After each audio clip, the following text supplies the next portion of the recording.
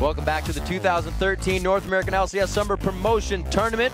Game 3 between Team MRN and Velocity Esports right around the corner. And after two very different outcomes, the series is all tied up at 1 win apiece. But before we dive back into the riff for Game 3, I'd like to welcome Good Game University's big man on campus. Don't mash me. All right. Don't mash me. I'm glad we have you here, an AD expert, because we had 3 ADs in this game. Take us through all 3 AD carries. So VES is kind of like a semi-carry / semi-support with his very high CC. And Ezreal is a slippery one, which pokes quite well. And actually, VES pokes pretty well too, but he's mainly for the ult. Mm-hmm. So the comp worked really well because you can like stand on different sides, left and right, and just like poke constantly. VES Q, Ezreal Q. Then you can have like a Jan in the middle. It like works so perfectly. And that kind of destroyed Tristana a bit because she really needs a lot of farm, and they didn't allow the Entanto to get farm that game. It was just like constant push. So we don't see these strategies a lot, or when we do, we kind of see they fizzle out because people don't remember the little things to keep going. What makes these strategies so hard to run, and why people shy away from them? It requires a lot of communication. As our team, like GGU, we're known for running poke comps, but it's more just like we have a better communication than other teams, and we have a lot of teamwork. So a lot of teamwork is required for these type of comps, and I'm not saying teams don't have teamwork, they just don't have that great teamwork. Right. You also mentioned that Ezreal is a slippery AD carry. Yes. But VES doesn't have an escape built into his kit, and on a poke comp, you always have to be able to disengage and get away here. What would go through your mind when you're playing this poke comp and you're overextended as a VES? They had a Janna, so you have to rely on your teammates to like disengage, and sometimes Janna does have to flash in front of VES to protect them. So seeing what happened, we saw Vile Rose in the top lane pushing with Janna, and then you would have Chris on Elise in mid, or they'd switch it up, and Sona would be pushing top until, you know, Maple would get there. How do you stop that when it just seems unstoppable? What did they have to do? What MRN had to do is ward up, because vision is key against this, and if you're able to outposition them or like catch them, it's like you stop the push for like a good 2 minutes, and you're able to counter push, get Baron, or like catch even more if you have even more vision. Yeah. So we just saw a very interesting new strategy, but in a best of 5, you don't really get to use those over again. What do you think is going to come out in the next game? They could still use it, honestly. They just have to play it well, and MRN is maybe expecting it, but it's something you can still run. But obviously in a best of 1, it's just like, oh, game over. But in this, you could just still run it, but you have to be a lot more coordinated because the team will expect it. All right, Don't Mash Me, thank you very much. Good luck on the studies over the next few games, and we'll see you for a little more analysis as you come back. Thank you very much. All right, everyone. MRN and Velocity Esports are going head-to-head for Game 3. This best of 5 shows that both teams are evenly matched, and both games have shown that as well. Yeah, you can definitely say that one again. They definitely have strategy on their side for Velocity here. I'm excited to see, since it's a best of 5, have they prepared some more presents like this for us? Because, you know, a lot of people bring out the word cheese when they see something they haven't seen before.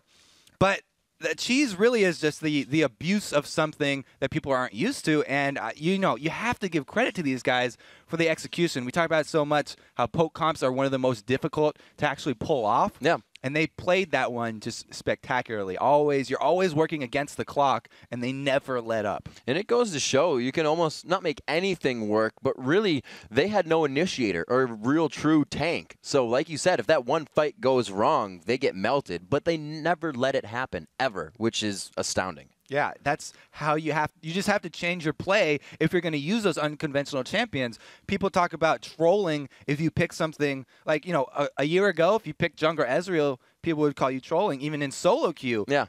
But now, you know, it's a competitive strategy that is used. All you have to do to make use of these unconventional champions is change the whole team's play style. Your whole team has to be on board with it. Solo queue, here comes Jungle Ezreal. Oh, yeah, it's back, baby. And people were already getting annoyed with the blue Ezreal builds that PewDiePie has unleashed upon the world.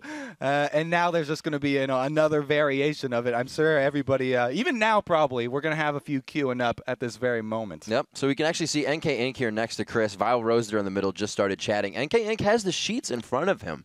So the initial picks and bans really going through his head, the theory crafting in that. Vile Rose for the in-game calls. And the picks and bans for this next game are going to be even more important because, like Don't Match Me said, you can still run that same comp if you're extremely careful.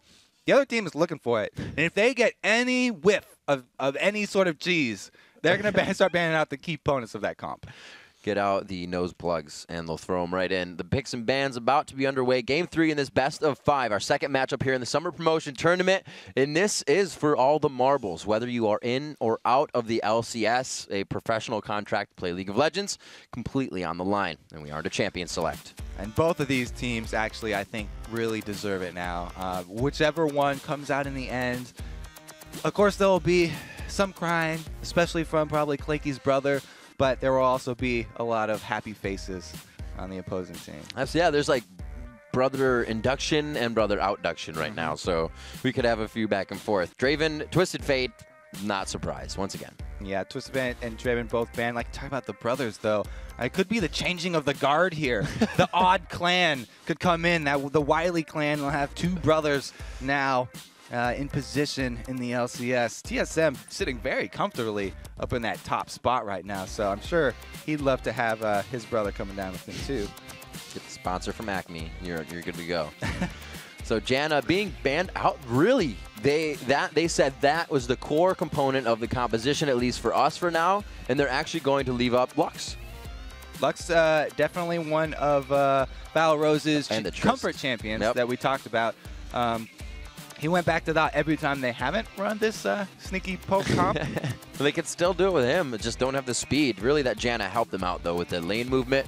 Tristana finds a ban, though. So Nian Tanso, we know him for his Vayne as well. We know him for his anything. Oh, yeah. So, he's an amazing AD player and even mid player. He's got champion pool for days. Yes, sir. But that ban on Tristana actually tells me that the last game, when they left it up, it was baiting them into taking that Tristana. Because, like the Matchman said, Tristana is a farm-heavy AD champion, and they're like, yes, go ahead and take this late-game Tristana, and we will crush you with... So every single thing just really fell into place in that last game. Beautiful for Velocity. This time around, they actually also snag away the second brother. So we've seen when both Nasus and Renekton have been taken by teams in the past, it's a very effective strategy with the 2-man dive comp there with both of those ultimates. We'll have to see what comes out. Velocity Esports going again, like you said, with one of the brothers. They have Nasus, a little bit more objective control. So it doesn't say slowing down the game because we've seen a 4-minute dragon coming in here with the Nasus play in Quantic versus Complexity. But it's definitely saying that, the lanes are just going to be regular ganks now. We're not going for a crazy comp. Yeah, it's just a different style. I mean, it's a little bit slower if you only look at ganks. But he's concentrated on farm, and he's concentrated on map objectives. So he definitely does put that pressure on the map that we talked about so often in different ways. You have to just different champions require different play styles. I was going to say Claky D going for his favorited Jarvan, the Taster's Choice pick up there for him. And we have Thresh coming in for Heartbeat. Heartbeat definitely creating plays in Martin's first game with Thresh. I'd like to see some of those preemptive charge-ups on the death sentence and then flash I was talking about. Seen that so many times from MIA, just used really effectively. And it's always exciting, especially I know Jat watching, looking for the replays, would love to have one of those. So hope maybe someone was listening and actually heard me, because that one in the middle where he flashed and then death sentence, he could have actually landed at if he did that in the opposite order. So Velocity is still piecing together some of that worked in the poke comp. Very comfort champions for them. Maple Street's actually going to go ahead and take the Ezreal this time, but you could say that may not be the AD carry. You always got that in the back of your mind now. They have banned out, one of the key components there. That Janna, she's really essential to that team comp, not only for the passive movement speed that everybody just raves about, but also the disengage that she offers, wave clear with her Howling Gale. It's just the whole package, really. And MRN feels like with that single ban, they've completely taken off that strategy from the table, and they don't feel about any of the other picks are worth going after. I believe Echo threw himself on some Kale in the beginning of the season, but I don't believe we've seen it since. His Lux, however, is quite good. The reason for leaving it up, possibly, it was last pick, so maybe it was just kind of floating around in the back of the mind and just so happened to be And the that pick. would be also taking that away from Vile Rose.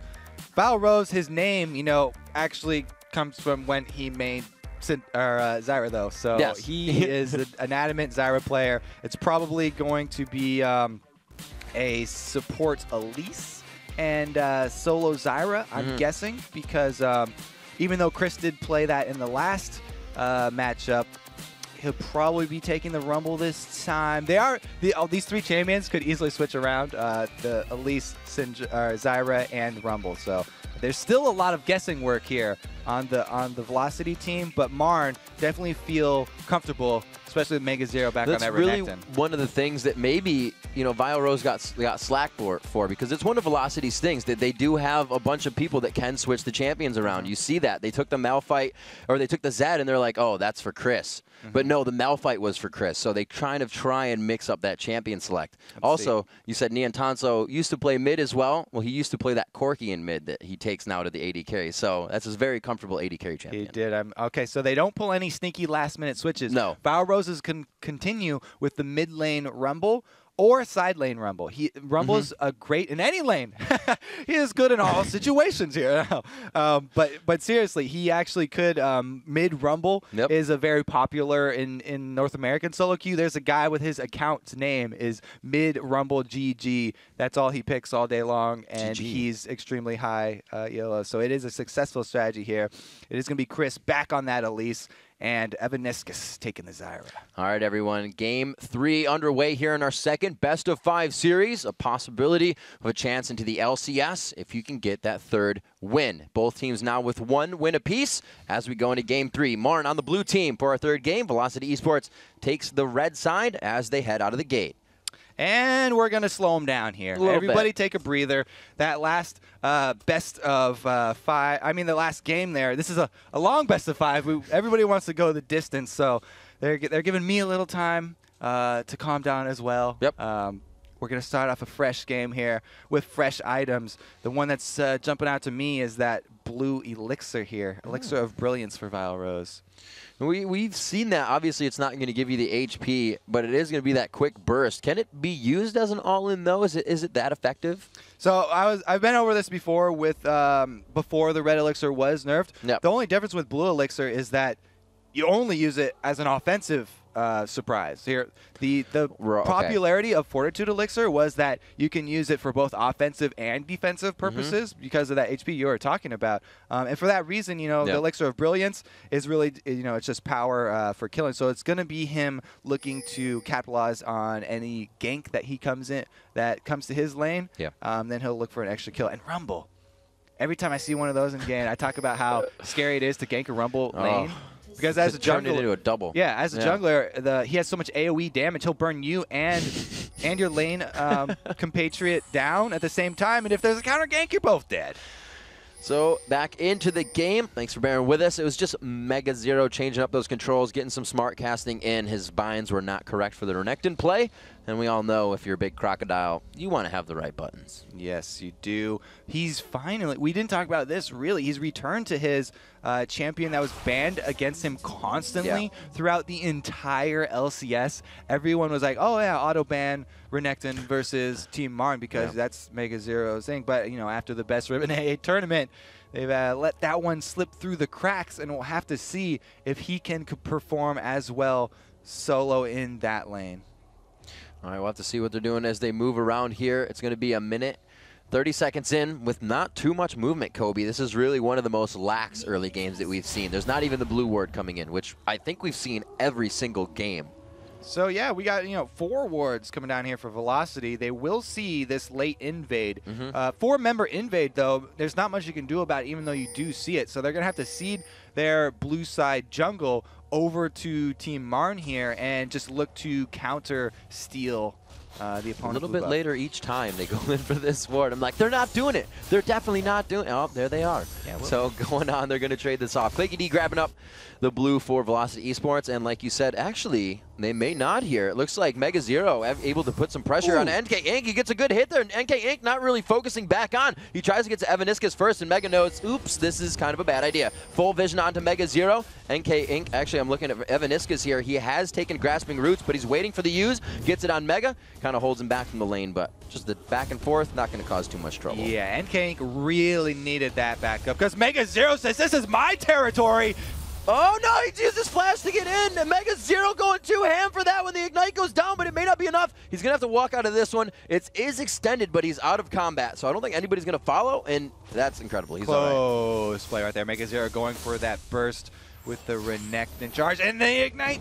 Valru's dodging out Death Sentence here, so he's going to survive as well. I was going to say, if NK Inc. had to walk away from that blue buff, he would have had a very hard time in his jungle, because it took him so long. He's already behind Claky. So Martin really taking this one into their own hands, seeing that it's going to be a Rumble mid, Kobe. They choose to put the AD and support in mid, and it really doesn't take that jungle pressure, or the dragon pressure off. Rumble is pretty strong in that 2 versus 1 lane too, so it's not too bad here for Val Rose. We talked about how he's okay in pretty much any lane, and he's okay with low farm. He's one of those champions that the damage and utility from his ultimate is going to be a factor in the early team fights no matter what. Looking for movement from the junglers. We do see that NK Inc. is in mid, but he's just soaking up experience. And we'll see that. We've seen it between the 2v1 lanes that you will find that jungler. Usually it's the bottom lane, but just copying that in mid now. Yeah, talk about AoE wave clear here. Nasus plus Rumble is one of the most potent early wave clears, but he does have to get a little close to the minion wave, take some poke from Niantanzo. You also brought up that Niantanzo used to play that Corki mid lane as a solo. He's playing that Corki mid lane just as a duo.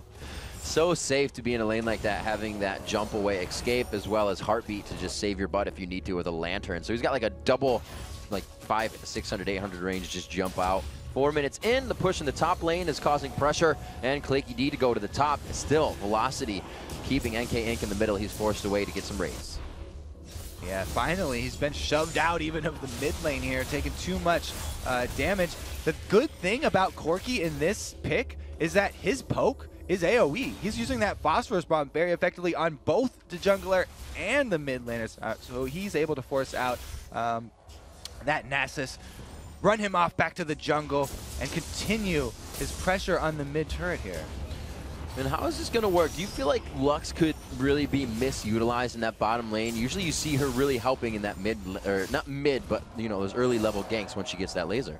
Well, Lux herself, she'll lose out a little bit by not being able to roam top or bottom like you're talking about with the long range on the laser. But I think the real detriment here for the Lux is that it's Echo in a side lane. He's not as used to playing those side lanes, and he's especially not used to playing up against Chris, who's one of those top laners on a dangerous champion like Elise. So Echo already falling behind, and you can see the difference here. He's not quite used to this 1 versus 2 down bottom, having a bit of a tough time. Yeah, already getting harassed at the turret, missing quite a few minions there, but he's staying in that lane. 26 to 33 in minions, so not too much discrepancy. NK Inc. again, his buffs really this time were just to be used in mid. He hasn't been able to utilize that in a lane gank. Yeah, he's got that red buff, but he's not going to be able to hit any champions with it. Won't even grab that last hit, and his siphoning strike only at 18 here, so that's pretty low. Only 3 last hits for him all game long. So already at 5 minutes, we have a much slower game. I'm sure Martin is breathing a sigh of relief that they don't have to adapt every new second that goes through the game. So we'll see what they can do. They are moving back down to the bottom lane. They don't like the lockup here. I think Echo may have called it. It's just not working for them. I meant to say 6, by the way. I'm sure people will rail on me for that one. But yes, Nasus gains 3 permanent damage every time he last hits somebody with a siphoning strike. We'll keep track of that one for you all game long, as everyone does like to know the bonus damage on it. Meanwhile, though, focus up on top lane. It's down to half-life for that turret. MegaZero also down below half health. And it looks like he will get grasping rooted, but slices away. Keeps himself in safety. Bottom lane is going to be returned to by Chris after picking up the Seeker's arm guard. And he actually goes for the right buy as he saw the lane change was coming in. So he hooked himself up with that first. Lane swap, they pull this one out probably because of that Echo situation I was talking about. Right.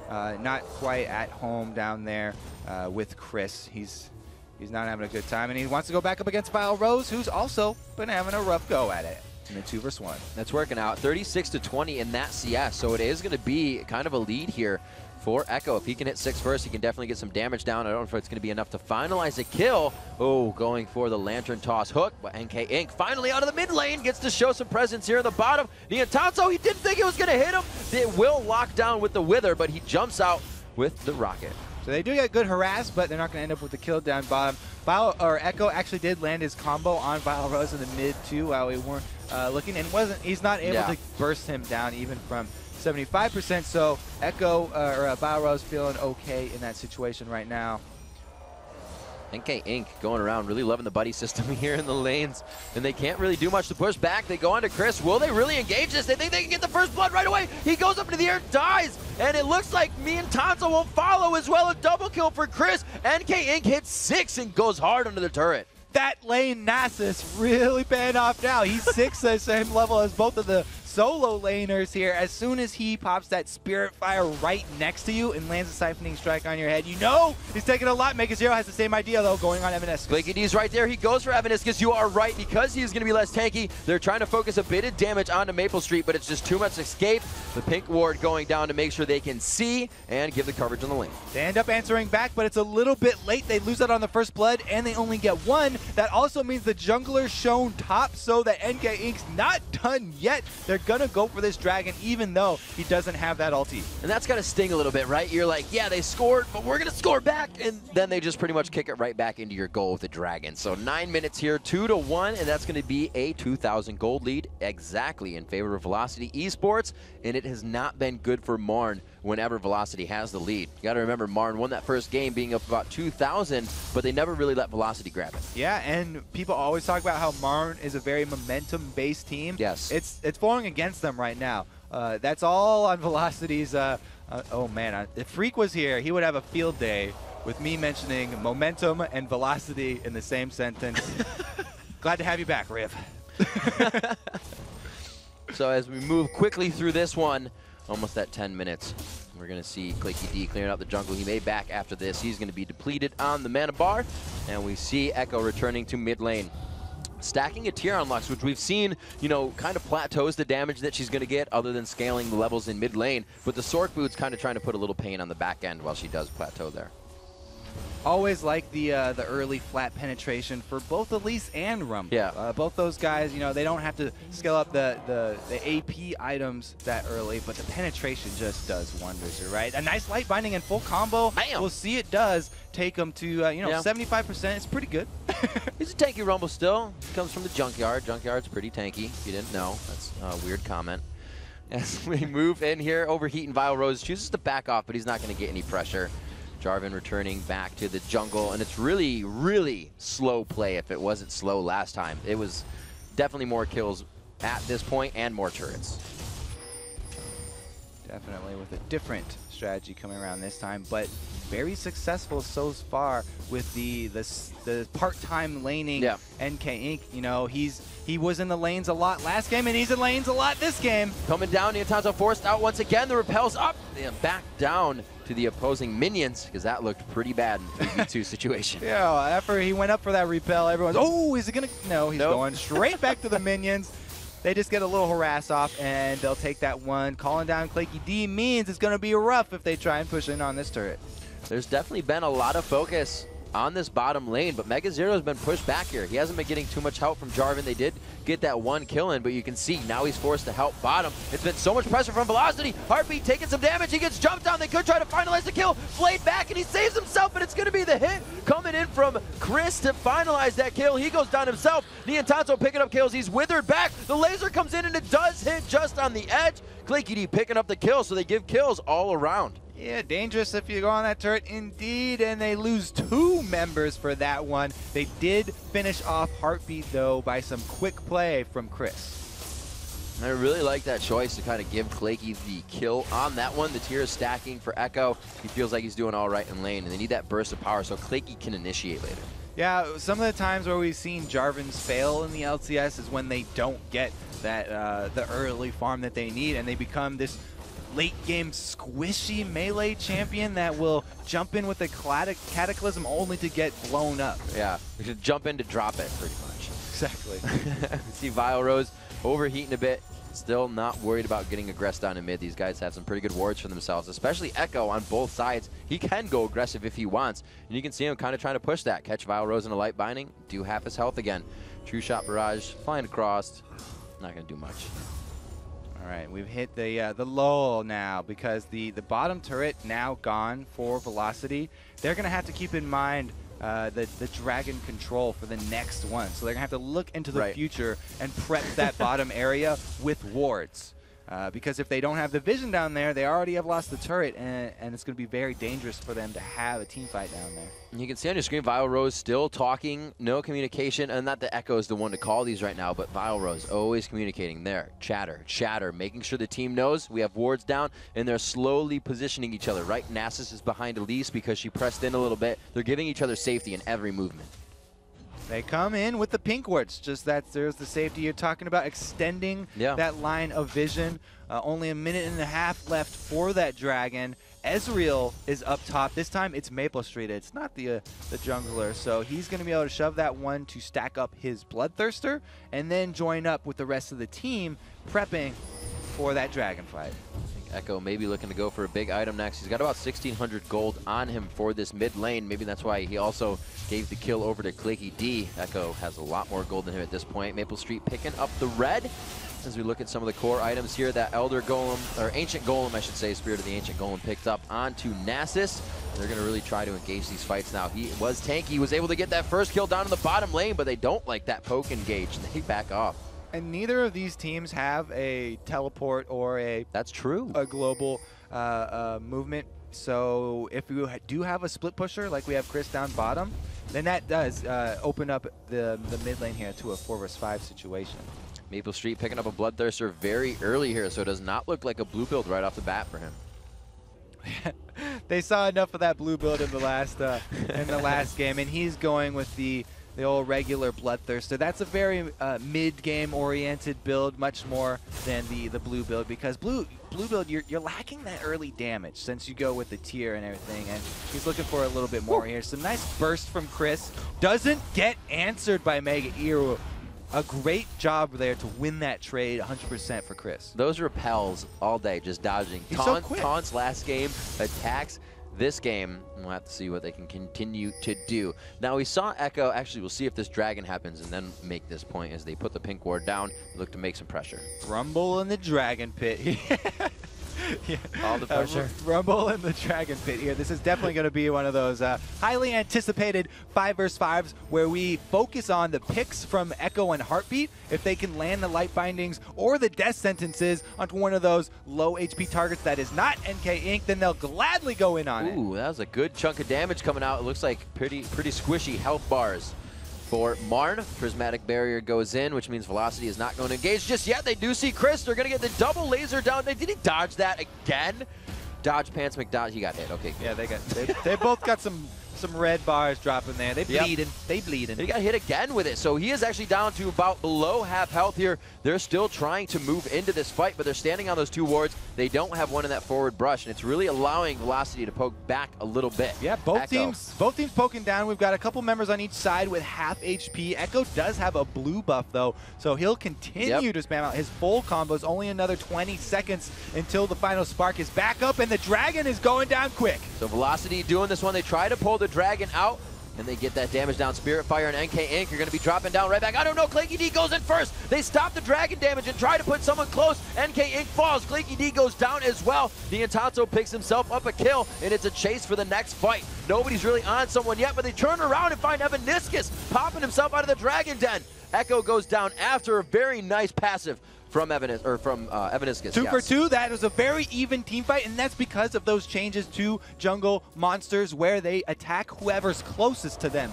They don't stay on the first person who tagged them nowadays. So when someone else dives in, you want to position yourself to the opposite side of the dragon so that the extra damage is actually going to be applied to the back. And that is actually why Evanescus ended up going down in the end there. Support taking the dragon fire from the back is not a good situation. And you know, I was going to point out that Echo's build is obviously a little bit different. He is playing a different champion, we have to point out right away. But from the Ahri build, Lichbane right away for damage, and he's going super mana heavy this game. But still, the way he's positioning is just allowing him to put out the same amount of damage. Yeah, and he also wanted to rush the early cooldown reduction here. Yep. Morellonomicon, so he can continue to fire out those combos.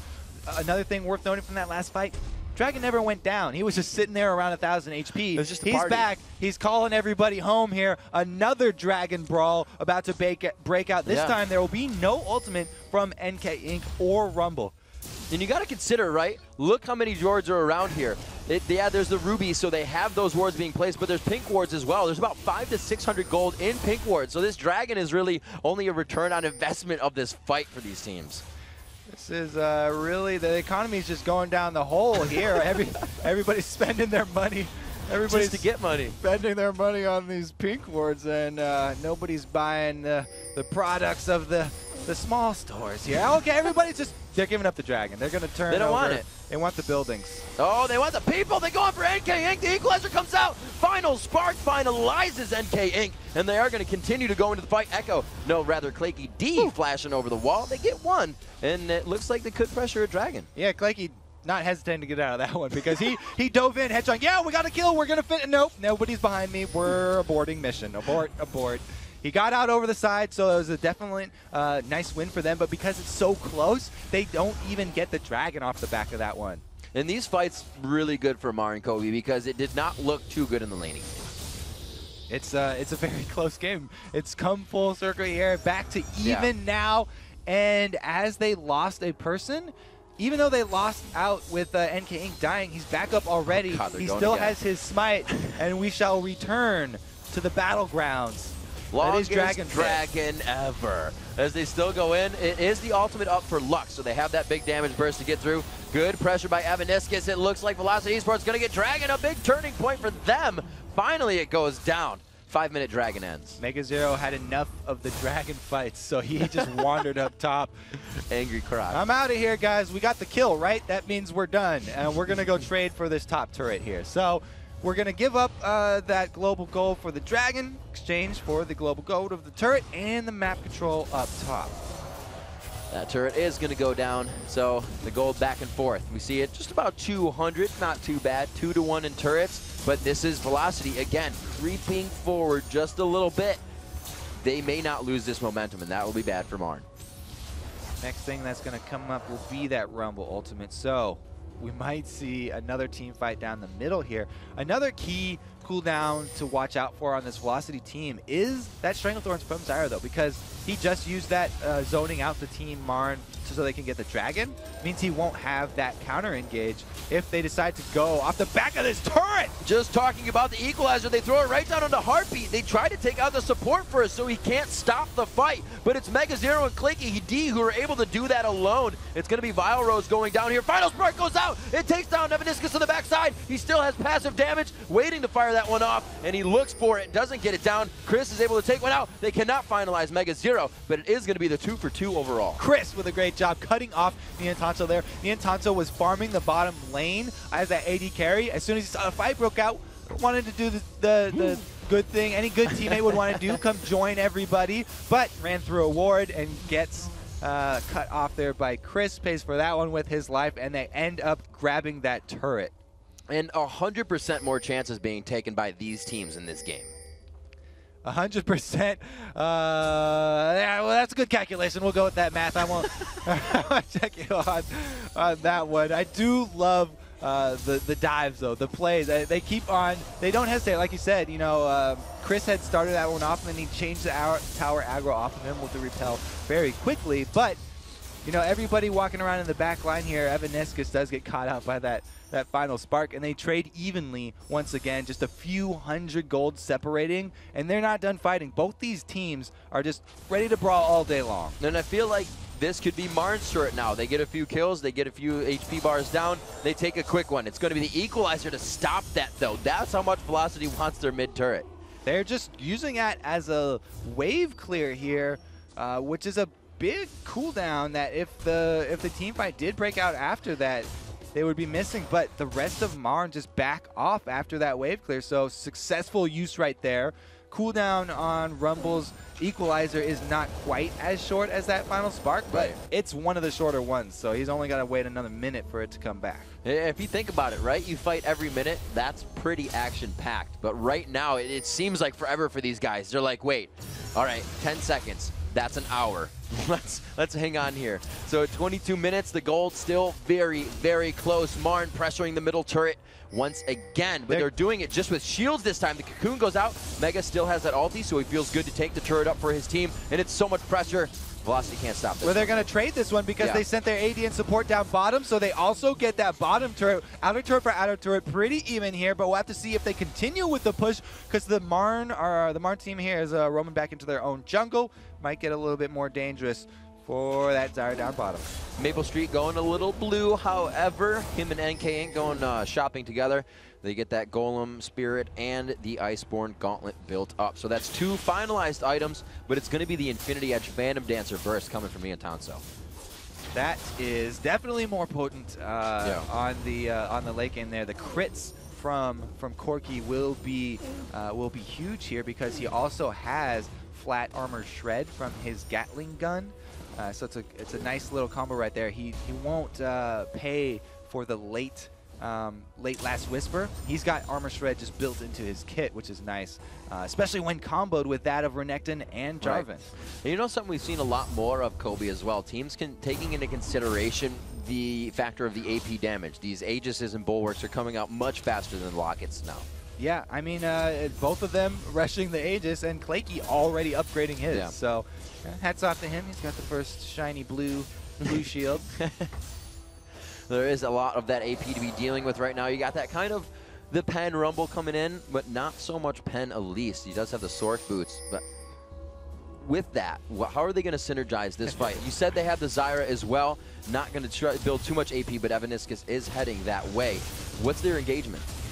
The engagement for Velocity here, it's definitely going to be starting off with the Rumble Ultimate for them. They're more looking for counter engages. You know, they've got the Strangle Thorns and the Equalizer, which are better used when Marn make the first move. If Marn are the ones diving, expending their dashes and their movement spells for engagement, then is the time to pop off these slow ultimates like Zyra and Rumble have, as we have Heartbeat going in! He goes crazy. Claky D's right on the backside. Oh, wow! She pulls that smoke and mirrors and gets herself out towards the red side. They're kind of looking, which way did she go, George? And it looks like Neotanzo gets one missile to the backside. Photosynthesis will get Zyra back in no time. 28 seconds on that clock, but it's 25 minutes on the clock, and Marn poised for Dragon. Neotanzo's got those heat-seeking missiles. Full range on that one. Finds him for the kill. Oracle's down, and they're looking to push it. Oh, they don't even want to get... They took that actually quite fast. Moving up here from that area. They move back. Marn trying to get themselves into the position now to get Dragon, and they finally will. I was going to say they took it, but they didn't.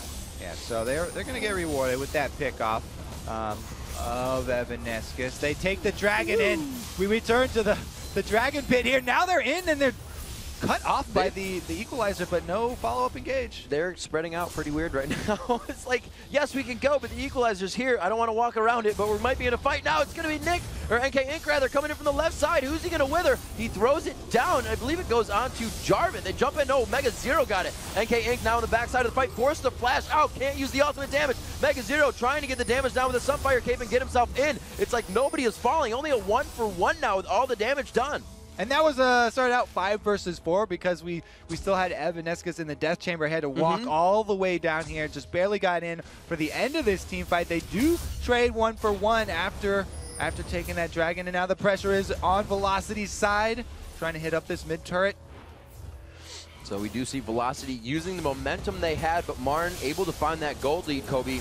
Holding down these turrets, Velocity just looks to be pressuring the lanes once again. I thought they were going to split push, but Biorose has to back. Ooh, dangerous repel from Chris here. He has to stay in that spot and ends up burning his flash too. There were no race to jump to. Now he pays for it with his life. 360 headshot, no scope, everything included with the shutdown. He shoots him back right in the head. This is a war of snipers here. The Ezreal cutting across Echo just to say, I've got the aim too. You better watch out next time because I'm going to snipe you back. These guys are definitely taking numbers and names. 16 seconds on Chris, so we see Velocity Esports kind of slowing it down here. Heartbeat picking up so much gold. He's got 3 just next to him. He's going to take these down. 1 for 1 on each, and then behind him for some more. So getting a good return there. 27 minutes in, that 1,500 gold lead. Marn has brought it back in their favor, but like I said, the momentum in the favor of Velocity. Yeah, and Heartbeat's got a lot of work ahead of him. Digging up those pesky wards with his scythe. He's worked overtime, cleared out the last of them there, and he's finally got a clean river to work with. All the vision now working toward in Marn's favor here. They also have the gold lead to back it up, so Velocity have to play a bit more cautiously for the next couple minutes. Not too late on the stack, but it's 710 out of 750 for that Saracen Brace coming in for Echo, and that's going to make their engagement so much scarier because Echo can kind of play dangerous then. Yeah, Echo's been he's been willing to stand closer to the front line when he lands that combo just so he can get the full burst of damage off on the back line. So having that extra shield from Saracen Brace will just mean that every time he does land that light binding, he'll stay in there and get the full combo off. He's not one that prefers being on the front lines, but he'll take it. Not an Ahri this game, but he will still try to get the damage in. We do have some flashes down. Heartbeat's flash is down. Neontanso will be safe for the next fight. I'm sure they're considering that, but Clakeys is down. So their engagement, a little less of an impact, but they can still get that in. Their ults are up. And it will be dangerous for Marn to engage because I was talking about Velocity's team is all centered around the counter engages, and they've also built really well with their dual APs. One of them has got the Rylai Scepter, that's Chris, and the other one has got the Liandry's. So they didn't have to wait to get that combo that's so effective. As long as any member of Marn is slowed a little bit, that Liandry's will be even more effective. So they're looking to get that power, the power bracket right there closed as quickly as possible. Evanescus still on the front lines here with this Zara. Now, as we look at some of the AD builds, obviously we see the blue somewhat build coming in, those cooldown boots as well for Maple Street. But we look over, and I said that was going to be a Phantom Dancer, but it comes out as a Static Shiv. Could have Claky going in here for an engage as the Equalizer goes down. We'll see how that Static Shiv proves for him in the fight. Neontanso just on the left side. Claky taking quite a bit of damage. Looks like it's just too much armor on both sides to finalize any kills. They're kind of just throwing rocks at each other. There's the damage from the AP. The magic is a bit too much as the Bulwark is not finished on the side of Velocity Esports. This could be a go-through for Marn here. That light binding just misses Chris. Great poke there from Marn. Good job by Echo 2. Cooldown on that final spark, ticking down only 20 seconds for another one. So Evanescus and Biorose are in the danger zone where they could be 100%ed if they got caught out. Are they going to push this down? No, they clean it up. They start taking the camps, Kobe. Go back to kind of what I was talking about, and it's not a Phantom Dancer coming in for Corki. It was the Static Shiv. Now, yeah, it's kind of a choice back and forth, but usually you see that coming in for wave clear and whatnot. They have a Lux. You know, is it just is it preference here? It's definitely just the choice of the AD. Okay. Corki already has so much AoE that his wave clear is going to be nearly instant now. And since we saw before Neontanso was struggling for just to find CS and get back to these team fights, we've had so many rapid team fights that being able to instantly clear a wave and get back to your team for that next team fight is so important. Okay. He's stacked a Static Shiv on top of the AoE he already has. We'll see what he does with the rest of it. Bloodthirster, Infinity Edge, Static Shiv, to Bloodthirster, Iceborne Gauntlet, and it looks like we're going to get some more damage in. If he actually goes for the Elder or the Lizard, that'd be different this far back. Usually that's one of the first ones you see. We'll see what they can do as they go in on this one. It's going to be on to NK Inc. No damage there, or not enough damage there, but the Force Flash. Yeah, so that he flashed out right when Biorose dropped down his cover fire, the Equalizer coming down, Rumble Ultimate going to be out of commission for the next team fight as we have Marn pushing on middle. Heartbeat has been doing so much with this Oracle here, but they know everything that's going on. Velocity keeping tabs on Marn. So it's not that big that Marn is pushing this. Velocity can still come back in these fights. They're dead even. And we've got 5 seconds left on Dragon. So after using that Oracles to clear out wards leading to Dragon, they're going to try and get Velocity to play into their hands. But they've still got a pink ward and a sneaky little green ward in that small bush here, burning down Dragon. Two-shot barrage just missing every time. Really not looking for damage on it, but they go in for the fight. There's the laser across the team, but only it's a few. Silver Rose going down very, very low. The last shot isn't going to be enough. They turn around to the fight again. They've been peeling, but Neon Tanso's covered now by the spider. It's going to be Chris coming in. Very, very low HP bars for Marn, but it's the same side on the side of Velocity. Chris gets out with a sliver. Vile Rose as well. They finally take down Heartbeat, and somehow Velocity is finding the kills. Everybody's backing out. Spread so thin in this fight. It's finally Mega Zero going down. Clanky D and Echo on the backside. They could get pinched one more time. Maple Street, Mystic shots from the backside. The other side is actually cleared, and Chris starts heading for safety. Both of these teams really centered around the brawls, and we saw it there with everything coming so close. He's not done. Maple Street looks for the snipes. Oh, he goes over Arcade Shift. Oh, wasn't close enough. The ultimate misses as well. There's the one shot to slow to Echo. The Mystic shot misses. The mana's running so low. That's his last bit of mana. He gets the burst shot down, and he may be able to find Echo. He used his surfs already, too. He's out of combat, and he gets the kill. Oh, my gosh, the timer's stuck. Maple Street, you know, firing a little wild there, misses some of the skill shots, but it doesn't matter. He zoned them and cornered them. The drill sergeant is able to pick up the extra kills, and that does swing it back to even, because remember at the very beginning of that fight, it was Clanky D coming out with the Dragon. So a pretty decent trade right there, and we're still back to a very small goal differential. Sometimes you're happy that that timer for kills was extended, and sometimes you're not. Good tenacity from Maple Street, though, not giving up on those kills, even after he misses. He kept going. He misses the shots. He never gives up on the mission, though, and he completes it. He's like, what? I have mana, a skill up, use it. 33 minutes in here, 14-12, another neck-and-neck matchup. Marn, for the first time here against Velocity, that is, thwarting their momentum. Velocity was up. Marn has taken that grasp back.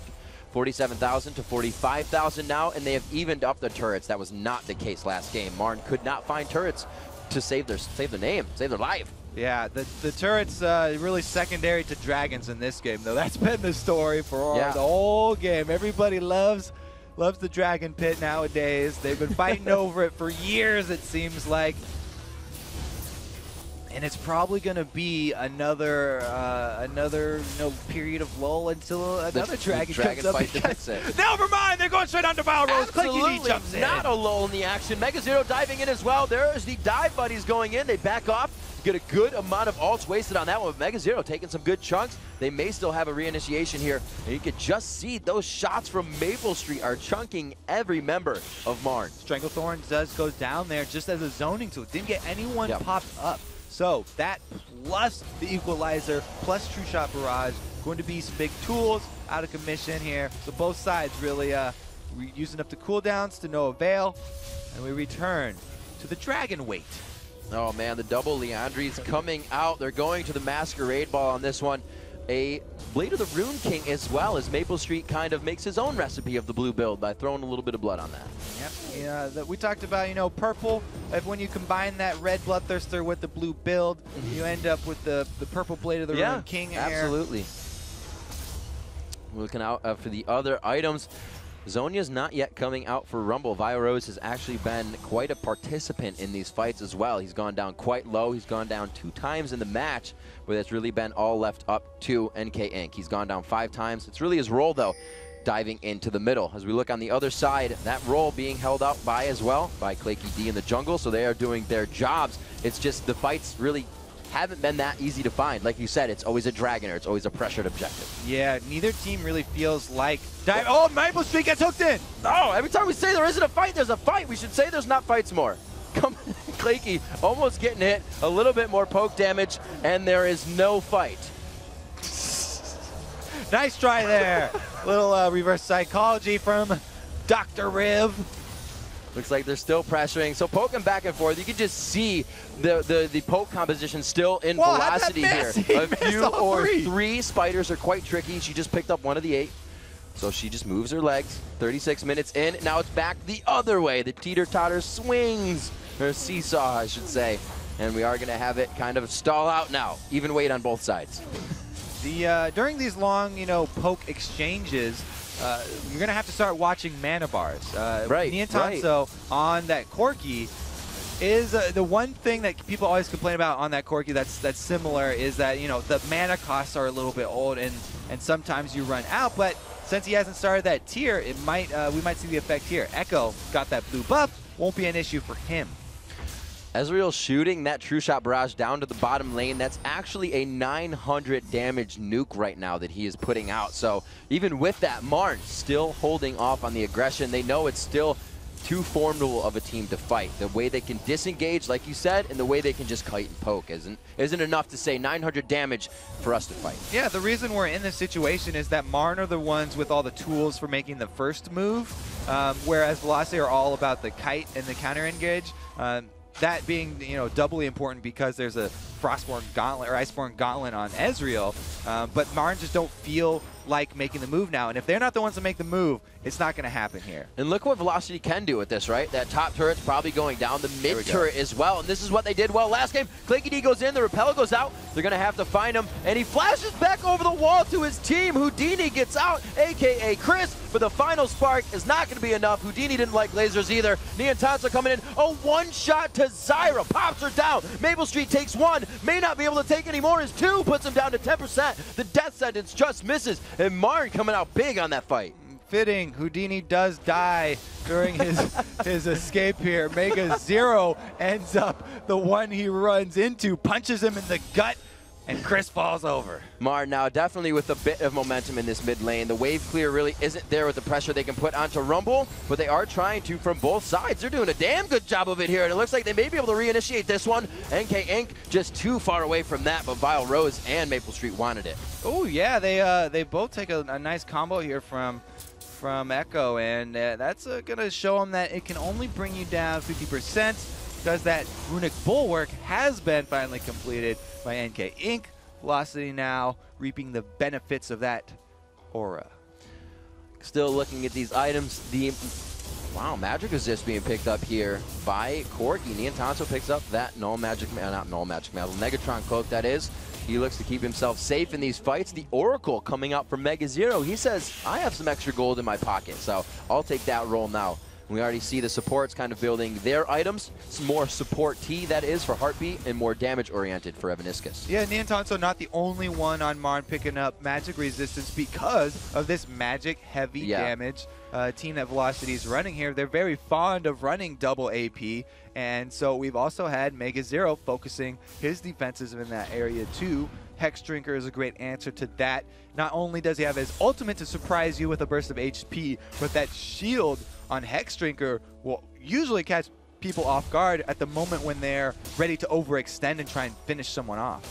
We can even see the way that they're adapting to mitigate these builds. We don't see the Randuins. There's a lot of AP on the map, right? And you're going up against, yeah, NASA's going to hit you with Qs and his Spirit Fire, but it's AP damage. Chris on Elise. You have Rumble coming in as well, and you're really only looking at Maple Street to be hurt by the Randuins. Plus, it's all, AoE magic damage. Right, so exactly. Everybody's going to need a little taste of that It's cool to see everybody adapting in the builds. Making use of his champion kit right here. The auto attack reset boom, boom, plus boom. Secondary attack on Ruthless Predator. That's W from Renekton. A little reset on the auto attack. Very effective on just destroying wards as he gets another one. Claims its life. Oh, he's going to get another. Get in that bush, baby. He's waiting to get in. Get in there. Vision by that. He sees it. Ah, there it goes. So excited. Yeah, so excited. The thing I was talking about with Renekton W, not only does it count as an auto attack reset, but it is 2 swings due to the way that it was designed, and so you only need to reset that once to actually finish off a ward. Wards take, let's count them, people. 1, 2, 3 normal auto attacks to finish off. That's for everybody who does not know. Indeed, a little counting lesson there. That's what those 3 bars mean under the ward. So we're looking at 41 minutes into this one. our longest matchup here as these guys continuing on. 16-13, and oh, still coming the in gold from the back. Even. Can Mega slice and dice in? There is the kite coming in from the blue build on Ezreal. They dodge out the thorns. Evanis gets very low. Equalizer doesn't hit anybody, really. It just keeps him separated from the fight. Clicky D bounces over it. He actually gets the shield to live. The Liandry's does not pierce enough members. They're not getting a damage of AoE that they have. It's 2 single target right now for Velocity, and it's all in Martin's favor as they push him back. The Flay Flash from Heartbeat as he starts cooking him up, and Clicky D may finally go down. It looks like he lives from the last burst of Ignite. He's taking missiles! Oh, he snipes him out for the triple kill. And again, the Iceborne Gauntlet coming up huge to disengage. Niantatsu with the big one right there. He has not missed one of the full range missiles yet. They clean up that fight. Looked like it was going to be in Marn's favor because of that takedown, but they weren't able to get away. Chris with the repel there, not near any minions to jump to. If you're not near another enemy unit, then you have to drop back in that same spot. And the rest of Velocity tried to collapse and protect him, paid for it with their lives too. So Marn rewarded with their first inhibitor. Marn using advantages very well. They do not waste any time, like you said, breaking it down to the inhib. It looks like they'll be able to disengage on this one. Only the home guard boots gets NK Inc. close, but it will not get him the Wither engage. Maple Street right on his backside.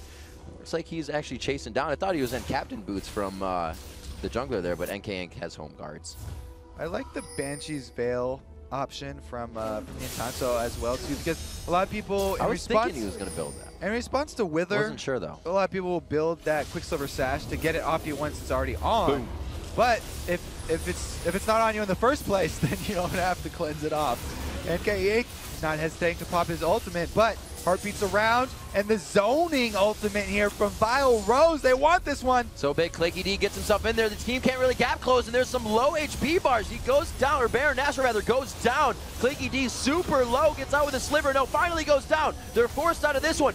Velocity Esports just picks up Baron on all their members, and nobody's gone down yet. They have absolutely crushed Marn on what they thought was going to be a fight at Baron, but it was Baron already in the hands of Velocity. That seesaw rocking back and forth so hard, it's coming off the hinges, Rib. We just had a huge win for Marn, and now Velocity answer back with a Baron, and they want the mid inhibitor to answer. Velocity absolutely making me incorrect. I was saying Marn holds these advantages, but a quick vision mistake blocks it over. Like you said, it's going to be the inhibitor. 20-16 as they only got a few kills necessary to push down into the base and instantly answer with an inhibitor of their own. Great work by Velocity. In and out. They get the objectives that they want. They return to base. The drill sergeant calling the retreat, and they are going to take this bottom turret on the way out. Every possible objective right here grabbed up. A huge swing for Velocity. You know, this is absolutely ridiculous because in the beginning of the LCS season, we saw the teams, you know, were considered top 4 or bottom 4 having trouble closing out games. These guys are showing us right off the bat that they know what to do every minute of the game. Oh, 4 of us died, then we should come out and do this, not sit back. We'll take their inhibitor.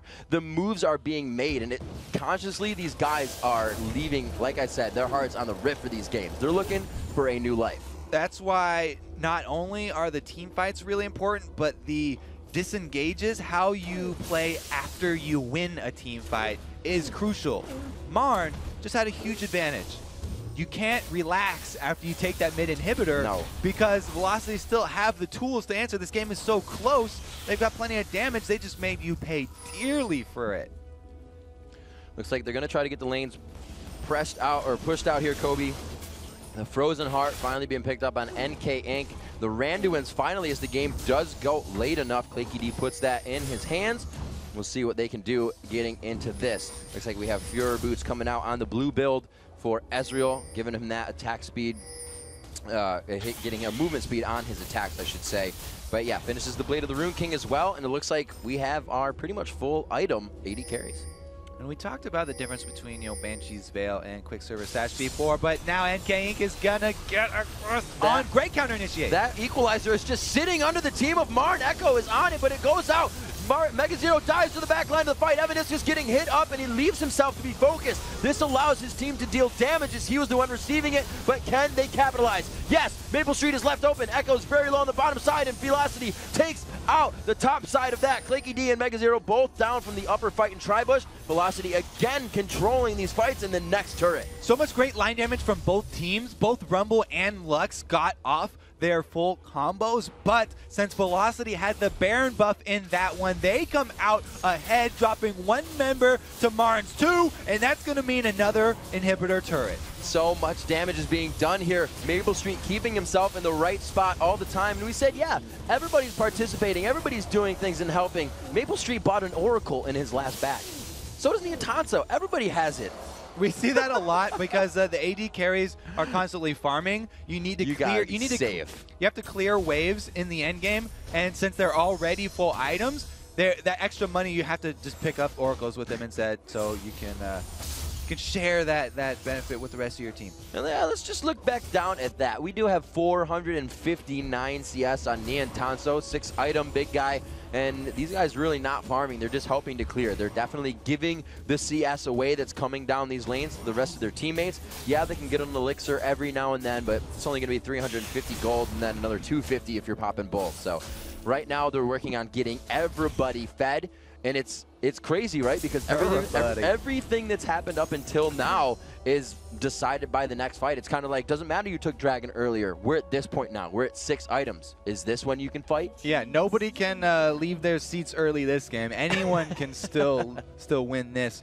Team Velocity, they're actually taking Blue Ezreal to a new level. They're going almost full blue team here. Look at the entire side.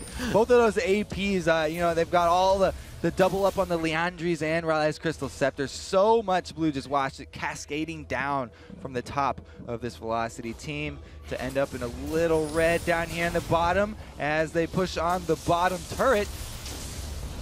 Looks like they had the wave, but it's not going to be enough. That siege coming in, like we said, the static shiv on Niantanso. They also have Echo, complete siege protection on this turret. So they're barricading themselves in. 50 minutes, nearing that, 2 minutes away from that mark, 21-18, only 4,000 gold in the lead, and it's 8-5 in turrets as Velocity pushes down on the base of Marn. They're pretty equal in power right now still. Yeah. The only difference is that 2 inhibitors down means that there will be reinforcements coming for Velocity. They've got the super minions marching down both top and mid lane as we speak. They've already spread the damage thin by Marn. Mega Zero has to cover that top lane, and it's all about where Heartbeat is. I feel like he and Claky D are going to be the first ones to really initiate anything here if they can find it. Heartbeat staying in that death sentence over the wall type position, and that's where really that Maple Street has been standing. He actually backs off as they can see where Heartbeat is trying to position himself, though. Middle inhibitor respawning will be a small benefit for Marn here. They're still going to have to clear out a few more of those extra super minions, but Velocity are not rushing anything, taking their time. They can move over to that exposed inhibitor whenever they please. If they're ready for the team fight, they can get it in, and they won't have to fight near that turret. And really, we've already seen them back, but when is kind of pushing a push lane too much? When do you need to just go back? You have to always be worried about home guard boot buys, especially. So definitely keep an eye on the items here. Press tab early and often, people say. Right now, you know, they've only got that one up there on Mega Zero, so it's not too scary for them. But they don't want to throw anything. This is playing for an LCS spot, so that nobody wants to take too many early chances here to throw away. All right, and we'll look around here. As you did say, you know, building up the double Rylai's coming in. I was going to say not a whole lot of pen, but not the Void Staff, not the extra damage with the Rylai's already being built. Not really confusing, but do you think they could have gone with different builds? They certainly could have gone with different builds, but they're showing team unity here. Right. You know, next thing you know, Blue Elise and Blue Rumble are going to be the hot thing in solo queue. Well, then they need the Void Staff. The thing is, we've entered Phase 2 of this game. Phase 1 was all about Dragon. This was the Dragon game. Everybody fight over Dragon, over and over. Dragon return there. Now, we're on to Phase 2. It's the Baron game. Everybody going to fight around Baron. Next point of contention. They got the first one down. And since the base of Marn has taken a hit, it's going to be a bit easier for Velocity to call for the second fight. And it actually looks like Niantanso has gone back and returned his Banshee's Veil. He said, I want the Triforce. Please give me that. Yeah, a little bit more burst damage here. A great end game item, but this gives you everything that you could possibly want. Shout out to Freak. He knows, he loves that tons of damage. Indeed. It looks like Niantanso is trying to pull from his inner Freak here. And we'll have to see what he can do. They're shouting Baron so loud that you guys could probably hear them through our microphones right now. They're going to go for it because they see that the rest of MRN have to clear out their base. You got people bottom, you got people just fighting super minions, so it's going to be a fairly easy Baron here, picked up for them. You don't even have to take a look at it, actually. Not even, because they're going to rush down, right? We're trying to figure out where MRN is going to spread themselves. They pushed the mid and the bottom. They got to push the top, so we'll probably see Velocity Esports head down in that bottom and mid inhibitor and start wreaking havoc here, Kobe. Gonna have to make a final stand here for MRN. The only question is, do they feel like they can actually win a 5vs5 versus a Baron up Velocity without a turret present? This middle inhibitor, it would be amazing to defend. They would love nothing more than to defend it. But they have the option of waiting for a turret. There is the Wild Growth going, or Stranglethorns rather, going up. It's going to be Mega Zero onto NK Inc., but he is on the backside. He's not helping to really peel from anything. They are diving straight into this fight. Echo has already gone down. Niantanso getting hit up by Chris. They are diving him so hard. He gets a Flay Flash again from Heartbeat. They are able to save that fight, and Baron got them an inhibitor again, but MRN was able to thwart that fight on 1-1. So Chris dove really far right there, but that zoned out the rest of the team. They took down the inhibitor, working on the second one. This is only getting harder for MRN. Now they are going to be able to take out a few more. If Velocity Esports can keep 2 people up, they can siege. They will be all right and able to come back, but it's a double kill coming in. Niantanso runs this. One more shot on Vile Rose. No, he gets the shot backwards, and the grasping root, the missile just misses the backside of Vile. They get out of this, but MRN's going to be pushing. It was dead on, but not enough fuel in that rocket to reach its destination. Niantanso wants to push up the middle and get that exposed inhibitor before the recall of Rumble and Zyra finish. Kobe, that was a Baron fight. They did not Home guard have boots turrets. are on Rumble. Niantanso has to be really careful here. That's home guard coming out. That Ryla is going to hit him. There's one harpoon. The second one's going to be there, but Mega Zero is as well. They have 38 seconds on both Nasus and Ezreal. Maple Street's a lot of the damage that this team brings to the table right now. And it looks like they get the inhibitor and back off. This is where MRN thrives from this position. We'll have to see it if they can do it again like they did in the last qualifier.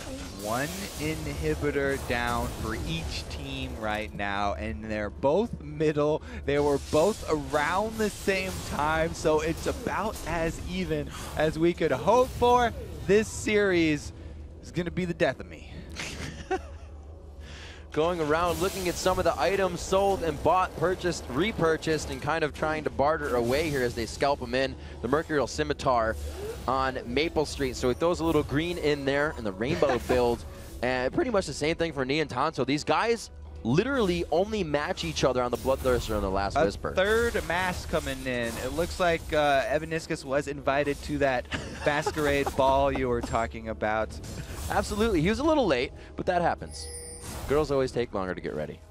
You actually don't want to stack too many of those up. It's like, you know, a lot of other items. You don't want to have the same ones because a lot of these have been close team fights where everybody's in the same vicinity, and it looks like we're looking for another team fight as they all come down to top lane. And look how big Thresh is, almost building a Randuin's Omen as well. Everybody is so huge in this game. 21 on these assists for Heartbeat, 1, 8, and 8 coming in for Evaniscus. He's building the damage too, like you said, the Leandries, as well as the Morel and Namakan. It's all about this inhibitor, Kobe. They are knocking on the front door. And there are only 2 members with Baron this time, so it looks like MRN will definitely want to take this fight. They don't have a turret, but they've already taken out some very important Baron buffs from the enemy team, and Niantanso is not going to give it an inch. There's 30 coming in on this one. Will they be able to get it? Everybody's level 18 in the game now, except Evaniscus, and the Heartbeat is 17. Not really mattering for the supports. That's going to mean they have everything they need. Like we said, it's a 6-item game here. 55 minutes in. Velocity Esports pressuring one of the last inhibitors standing for Marn. The bottom one is the only one left alive if they take this down. True Shot Barrage comes out to possibly begin the fight, but like you said, back and forth with the long-range snipes, and it's going to be Velocity taking some damage, but Mega Zero is very low, Clanky D very low, and those are the tanks. They're trying to peel for Neon Tanso. The Wither is on him, and he's trying to get all the attacks out. He's going to be able to kill Maple Street. They may be able to stop this attack, but it is going to do quite a bit of damage to both teams. It's going to be Chris focused now. They can't finish the kill, and Marn is still able to stop a final attack from Velocity. Vile Rose getting exploded on the front lines at the very beginning of that team fight means that this is going to be the Neon Tanso show as he cleans up again. They want to finish this one off right now. Only Evanescus is left on the run, and they aren't even going to chase him. They're going to go for the game. They have 45 seconds. It's going to be 33 on Rumble, but they'll be able to take him down. Yeah, he's a bit tanky, but not enough to surpass the damage that would come out from these 4 members running down the lane. Mega Zero's full health, ready to tank up Nexus turrets. It's not going to matter if Evanescus is here. Can he do some lock-up crowd control, though? Maybe that mask will come into play here, but it's going to be a very difficult defense. Oh, going on the first Nexus turret, Kobe. It looks to be brought to a Game 3 in the eyes of Marn and in the favor of Marn. Evanescus actually putting out some good damage here. That Leandres is crushing down the HP. They take down Clanky. He actually saves the Nexus turrets. He finds a few kills for himself. The poor choice actually ends up biting them in the butt right there. They let Evanescus live to fight another day, and he repels the Marn onslaught. Cannot believe that just happened. A support versus 4 with 2 turrets on his side. He commands them like a general, and Evanescus keeps his team alive in Game 3. Never should have second-guessed that Leandres buy. Beautiful pickup there by Evanescus. It's a party, baby. He was going to need that power, and now we return to the old stalemate. Yeah, the seesaw back to pretty much level. Whoa. Doesn't look as good on Marn's side. Okay. Oh, Neon Tanso had a few things in mind. It looks like he's not going to do it. Do it. 25 seconds left on Clanky D. Oh, he stopped. He stopped. He's going into the base. He's going for it. He's going to try to get it. It's going to be Neon Tanso inside the base. They don't know what's happening. He just got a full minion wave response. Yes. So he's taking double damage. He's got the turret in his favor. Velocity's going to have to go after this. The turret is going to go down. There's the last shot. There's so many minions. He's going to have to hit minions to keep alive, too. This could be the game. Oh, my God. Neon Tanso pushing by himself, completely pulling out the back door. Velocity has no time to get back, and they take Game 3. This is match point for Marn. Neon Tanso. Oh, I was so right. It is the Neon Tanso show. Congratulations. He finishes off the Nexus by himself, stealing the spotlight. Team Marn with another base race. You just got Marn, Velocity. Absolutely amazing. They love being so far behind. Give 4 of our players red cards. We'll come back even stronger in the game when we're down. They were up in kills the entire time, but they only found the gold lead at the end of the game, and they were down 5 turrets basically the entire game up until 2 final pushes. My God, this series is epic. You cannot describe it any other way. I'm so glad it's actually a best of 5 instead of a best of 3. We've got some more games coming at you guys. They're going to have to take another one if they want to keep their spot in the LCS. Neon Tanso with the back door there, waiting to the last second, canceling his recall and just going for it. 75 HP left on him from taking that Nexus turret and the minions. I literally thought he was going to die to minions, and that was going to be like such a bittersweet attempt because, right, you either turn to shoot a minion and lose a ton of damage on the Nexus for the time that your base is getting rushed by 5, or you single-handedly win the game for your team at 57 minutes. Stone Cold Killer. He's a stone cold killer, Neon Tanso. He carried the team fights. He cleaned them up. He was, he was the Infinity Edge Rush. He sold his Banshee's Veil. He threw caution to the wind. No more defense needed. Nope. I need the extra power from that Triforce, and that could very well be the difference between taking down that turret and not. That's a huge benefit for destroying turrets. Just everything in that game was so worth sitting through and so worth yelling at the top of your lungs for. Well, don't worry, Kobe. We got more games to come. We'll get you some oxygen to the desk for the next one as well. And coming up after an epic win, Neon Tanso and Marn look to keep the momentum going in Game 3. One more win, and they're in the summer split once again. Plus, Good Game University's Don't Mask Me returns to grade the teams. The 2013 Summer Promotion Tournament. We'll be right back.